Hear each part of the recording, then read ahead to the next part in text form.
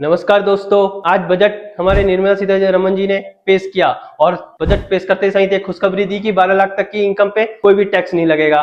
तो और क्या क्या छूट मिला, क्या क्या बेनिफिट मिला इस बजट में, जानने के पहले हमारे चैनल को सब्सक्राइब करिए और हमारे साथ बने रहिए। तो दोस्तों, आज हमारी फाइनेंस मिनिस्टर निर्मला सीतारमण जी ने 2025-26 के लिए बजट पेश किया और हम आम नागरिकों की सबसे ज्यादा उत्साह रहती है कि हमारी जो वित्तीय इनकम होती है या कर होते हैं, इसके संबंध में क्या क्या बदलाव होते हैं।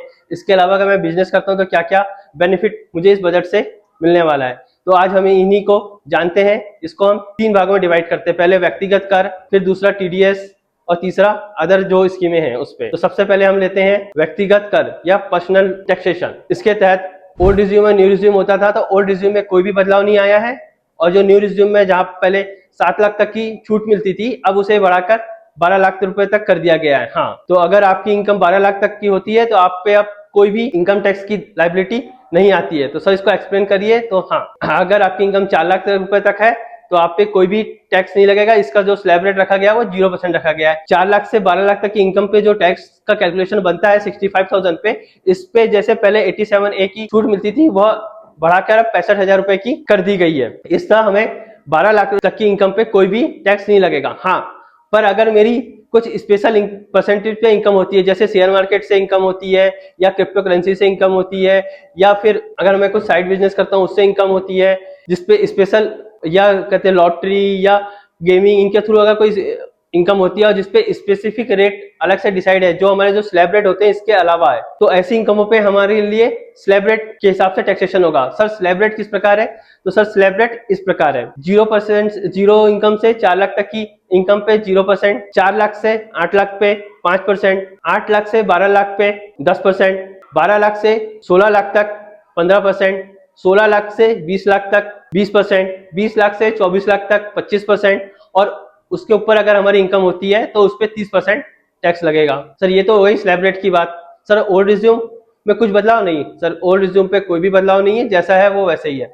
तो अब तो आपको बेनिफिट न्यू रिज्यूम से ही होगा। सर इसके अलावा क्या क्या बदलाव हुआ? तो सर इसके अलावा अगर आप सीनियर सिटीजन है और आपको बैंक से ब्याज मिलता था तो 50,000 के ऊपर टीडीएस कट जाता था।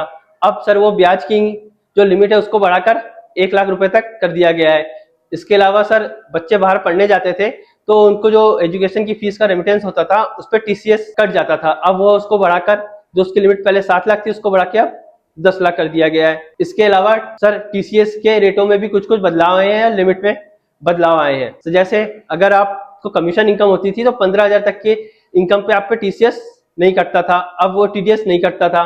अब जो टीडीएस की लिमिट है उसको बढ़ाकर 25,000 रुपए कर दिया गया है। इसके अलावा सर अगर मैं कोई गुड्स सेल करता था तो उस पर टीडीएस और टीसीएस दोनों की लायबिलिटी होती थी।